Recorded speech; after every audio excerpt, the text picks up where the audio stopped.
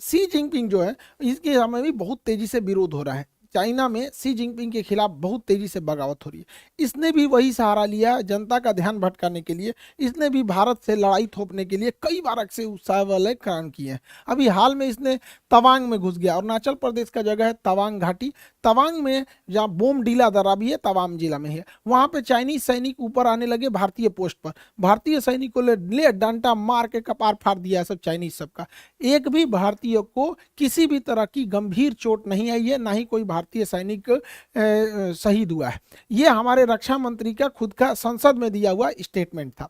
और वहीं Chinese media इस पर एकदम चुप है। जब चाइनीज पिटाते हैं सब ना तो एकदम चुप हो जाते हैं। आपको याद होगा जो जून 2020 पिटाया था, 6 महीना बाद बोला था कि हाँ हम लोग पिटा गए। वो सब इतनी होता है, ऐसा आके भाज रहा था, सब मार यहाँ पे लाठी लाठी का पार फाड़ दिया सब चाइनीज सबका।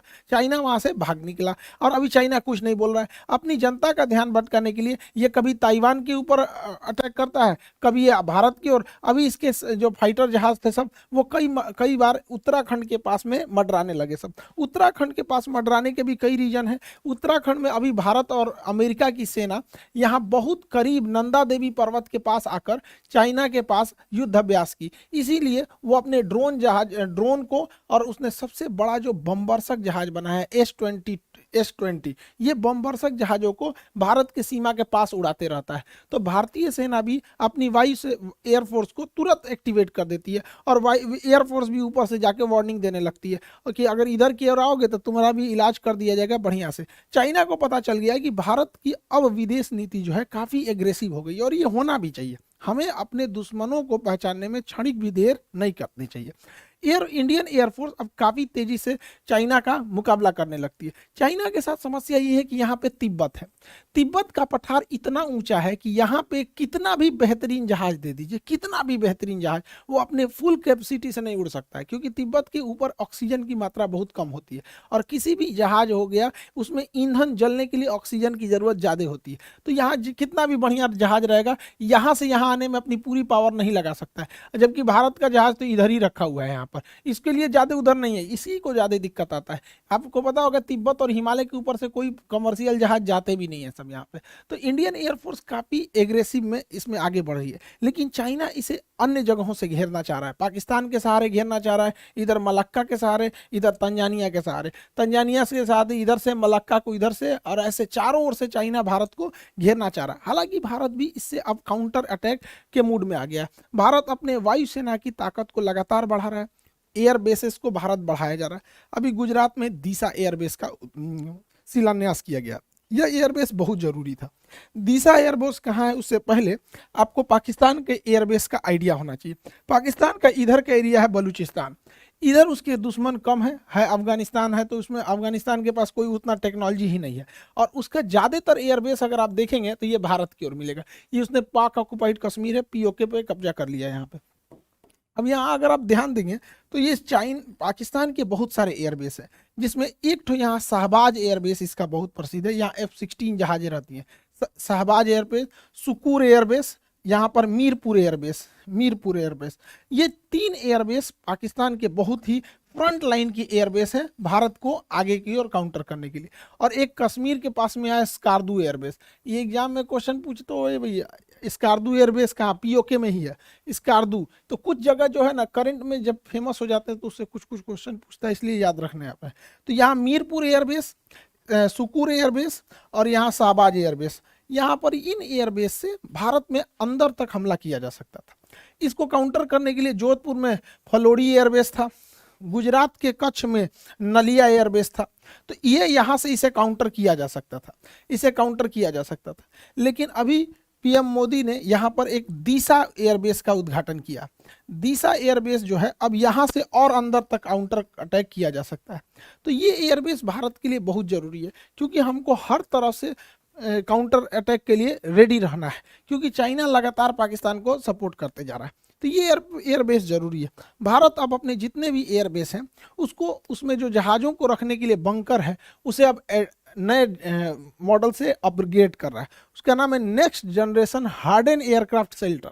ये इतने मजबूत होते हैं कि रनवे के बाद जहाज को अगर इसमें ले आ देते हैं तो इसके ऊपर 1000 किलो का भी बम गिरा दिया जाता है ना, इसको कोई असर नहीं होता है। इसकी टेस्टिंग हो चुकी है। देखिए ये जहाज इसी के अंदर था, ये जहाज इसके अंदर था, इसको रख के तोड़ा है सब, ये ऊपर वाला ब्लास्ट हो गया है, जहाज चुपचाप निकल के चला गया। तो ये भारत इसको बहुत तेजी से अपने हर एक एयरबेस में इसको ला रहा है ताकि जहाज जो है एयरबेस पे भी सेफ रह सके, ताकि युद्ध की स्थिति में काउंटर अटैक किया जा सके। भारत इसको बहुत भली भांति से समझ गया है कि अब हम लोगों को एग्रेसिवली आगे बढ़ना पड़ेगा, क्योंकि चाइना लगातार हमें घेरते आ रहा है। इसलिए भारत ने अपने यहाँ, ये तो हो गया अफगानिस्तान, अफगानिस्तान के लोगों को भारत से बहुत लगाव रहता है, तो भारत अफगानिस्तान भारत में रिलेशन अच्छा है, लेकिन पीओके कब्जा करने की वजह से डायरेक्ट कनेक्शन नहीं है। यहाँ पर है आपका तजाकिस्तान, ये ताजिकिस्तान जो जगह है, यहाँ पर भारत 2 एयरबेस ले रखा है। यहाँ से हम चाइना के लिए भी काउंटर अटैक कर सकते हैं, यहाँ से पाकिस्तान के डीप एरिया में भी काउंटर अटैक कर सकते हैं। 2 एयरबेस है यहाँ पर, एक का नाम है ऐनी एयरबेस और एक का नाम है फारकोर एयरबेस। तो ये दोनों एयरबेस ताजिकिस्तान में, फारकोर और ऐनी एयरबेस, इससे हम लोग चाइना के एरिया में काउंटर अटैक और पाकिस्तान में कर सकते हैं। ये सबसे ज्यादा काम कब करेगा? चाइना यहाँ पे सड़क बना रहा है CPEC, China Pakistan economic corridor, इसको इधर से तो अटैक करता ही हो सकता है, इस एयरबेस के थ्रू यहाँ से भी अटैक किया जा सकता है। इसलिए भारत को अब रेडी रहना है, क्योंकि चाइना में अगर ज्यादा विवाद होगा तो पक्का किसी ना किसी से उलझेगा। तो उधर या तो उलझेगा ताइवान से, नहीं तो इधर उलझेगा भारत से। इसलिए सतर्क रहना है। हम लोग के लिए भी एक तरह का ये लिटमस टेस्ट है। हालांकि भारत बहुत तेजी से अपने कदम आगे बढ़ा रहा है, लेकिन चाइना का सोच क्या है, वो सिल्क रूट के माध्यम से भारत को घेरना चाह रहा है। लेकिन चाइना की टेंशन क्या है, वो मलक्का के पास से यहाँ से भारत को, ये उसके लिए सबसे बड़ी समस्या है, क्योंकि मलक्का के पास भारत बहुत स्ट्रांग है। यहाँ पर हमारा अंडमान निकोबार है, ये अंडमान निकोबार में हमारी तीनों सेना रहती है, थल सेना, वायुसेना, नौसेना। साथ ही यहाँ नीचे में कोकोस आइलैंड है, कोकोस आइलैंड। चाइना यहाँ से या तो मलक्का से होकर निकलेगा या तो सुंडा से होकर निकलेगा। अगर मलक्का से होकर निकलेगा तो अंडमान निकोबार में कुछ आएगा, और अगर सुंडा से होकर निकलेगा तो कोकोस में कुछ आएगा। देखिए कोकोस आइलैंड हमारा नहीं, देखिए कोको अलग है, कोको आइलैंड म्यांमार के पास है, हम ही लोग का था, नेहरू ने गिफ्ट दे दिया यहाँ पे। ये कोकोस आइलैंड जो है ये ऑस्ट्रेलिया का है, लेकिन ऑस्ट्रेलिया से हम लोगों ने समझौता कर रखा है कि एक दूसरे के बेस का इस्तेमाल करने के लिए, तो इसका इस्तेमाल हम लोग कर सकते हैं यहाँ से काउंटर करने के लिए। इसलिए चाइना को पता है कि इस एरिया में हम कुछ नहीं कर सकते हैं, इसलिए चाइना मलक्का को अपने डेलिमा दुविधा समझता है, मलक्का डेलिमा।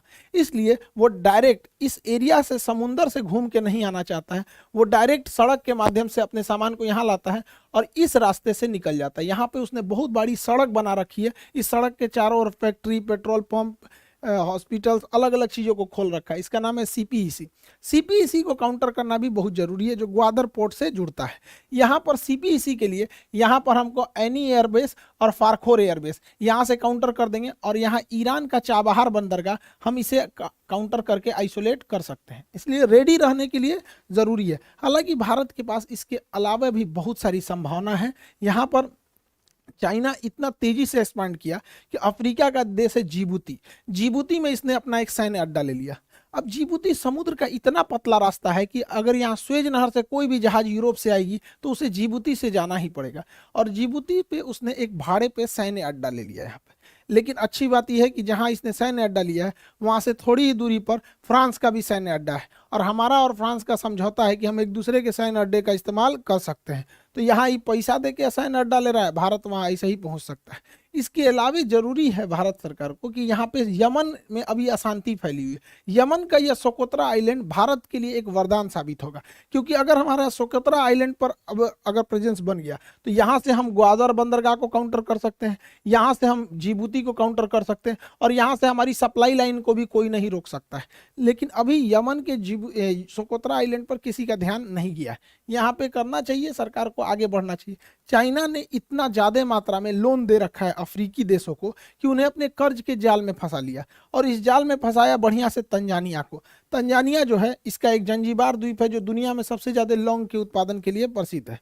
तंजानिया के सभी समुद्री तटों को चाइना मांग रहा है कि हमको दे दो लीज पे, ये सारे समुद्र तट पे हम अपने बंदरगाह बनाएंगे। और आपको पता है कि चाइना अगर बंदरगाह बना दिया तो वहाँ अपनी पनडुब्बी नौसेना की जहाज़ों को लाएगा। हम लोगों की लाख कोशिशों के बावजूद चाइना का जहाज यहाँ पर अपना लंगर डाल ही दिया। इसलिए इसे काउंटर करने के लिए भी भारत के पास कई सारे द्वीप हैं। सेशेल्स का द्वीप एजम्पशन आइलैंड, जिस पे भारत अपना मतलब बेस बनाने वाला है, सेशेल्स में यहाँ पर है। मॉरिशस में एग्लीगा द्वीप है। ये दोनों द्वीप यहाँ से काउंटर अटैक के लिए यहाँ पर अवेलेबल हो सकते हैं। तो कहने का सेंस ये है कि भारत को पहले से अब रेडी रहना चाहिए, क्योंकि चाइना में जहां उथल पुथल होगा तो सी जिनपिंग अपने देश की जनता का ध्यान अपने ओर से हटाने के लिए वो कि या तो ताइवान की ओर हमला करेगा या तो फिर भारत की ओर। हालांकि भारत की ओर करेगा नहीं, अब उसको पता है कि 62 नहीं रह गया, यहाँ पे आदमी दौड़ा के मारेगा उसको। हालांकि युद्ध में अब अगर देखेंगे तो वर्तमान परिदृश्य में कई सारी चीजें चेंज हो गए हैं। यूक्रेन युद्ध में ड्रोन ने पूरी तरह से कंप्लीट सिनेरियो को ही चेंज कर दिया।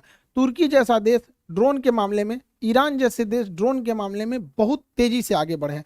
तुर्की का कौन सा ड्रोन यूक्रेन में तबाही मचाया, और रूस जैसे शक्तिशाली देश को ईरान से क्यों ड्रोन मंगाने पड़े, इसे भी हम लोग समझेंगे। उससे पहले आप लोग को सूचना भाई, यूपीएससी वाले बैचों के लिए देखिए, बहुत सारे लड़के आप लोगों को हम बताए भी थे यूपीएससी के लिए, जून में ही हम आपको अनाउंस किए थे कि यूपीएससी बैच आएगा जून में।